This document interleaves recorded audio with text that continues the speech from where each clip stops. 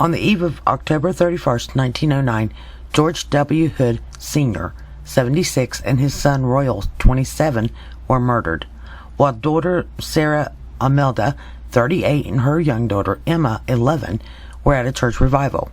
Upon returning home, Sarah and Emma were also murdered.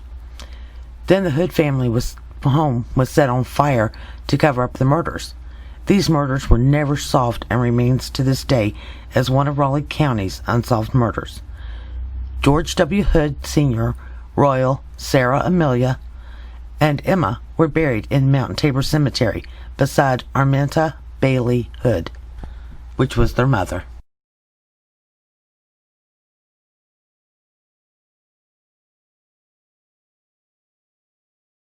In this picture, I can see 5 very distinct spirits.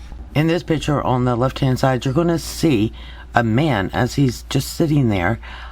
He's got longer hair. Looks like he may have a mustache, but he's got a look of intent on his face, like he's just staring out into the woods.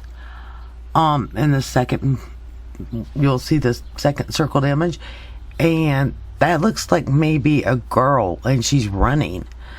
And on the third one, you're going to see a lady, and she's kind of like laying down there. In this picture, you can see a man standing right there by the grave, like he's trying to come up out of the ground. You can see many spirits in this one. There's roughly five of them. Starting at the very top, you're going to see the image of an old man. Coming on down, you're going to see what may be a girl, and then her mother that's right beside of her. It looks like her mother's got her arm out, putting it on her shoulder. And the other two, you're going to see a man and then another man, and it looks like they may be fighting over something. In this picture, you can see a lady, and she's just sitting there like she's thinking about her life. In this picture, you can see 2 different spirits.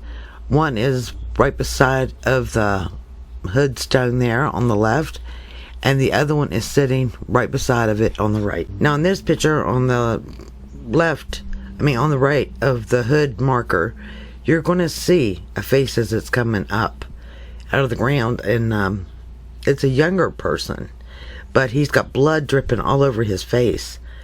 And to the right, you're going to see what appears to be maybe a younger girl, but she is bloody as crazy as well. In this picture, you can see a man standing there, and it's like he's got on a business suit. In this picture to the left, you're going to see a younger guy, and he's probably 20-30 years old. And then to the right, you're going to see a woman, and she's kind of like got her mouth open, like she's laughing or in shock at something the boy said. And then you can see a little girl in the middle. I think this is Royal, Emma, and Sarah that we're looking at. Now in this picture, I can see quite a few spirits. And the first one that I see is like a little girl, and then I see a woman. I see 2 men, and then I see another woman. This could very well be all the Hood family, plus the mother that had passed away several months prior. In this picture, in the very back, you can see a man, and he's an older man, and he's got a hat and everything on, and he's just walking around the cemetery. In this picture, starting at the top back, you're going to see a young man. Now this man's probably around 30 years old. He's got brown hair, kind of like brown or darker hair. He's got on a leather jacket, and he's just sitting back there. And down on the bottom, you're going to see what appears to be a young lady, but she's really burnt. In this picture, you can see a woman and a man. I think this here may be Sarah and Royal. In this picture, you can see a little girl. You can see a woman's face that's appearing around that tombstone, and you will also see another man. In this picture, you can see a man, and then you can see a little shorter man. In this picture, you can see a young man as he's going right past that monument. I can see his head. I can see he's got like sunglasses on, but he's got shorter hair. But I can see him walking right past. In this picture, I can see a man, a woman, and an older woman, which the older woman looks like she's probably in her 70s or 80s. And then right up front, you can see a little girl. And this one's starting at the top. Over onto the left-hand side, you're going to see a man's face. Now, he's got a little bit longer hair, and he's got looks like maybe a small beard and mustache.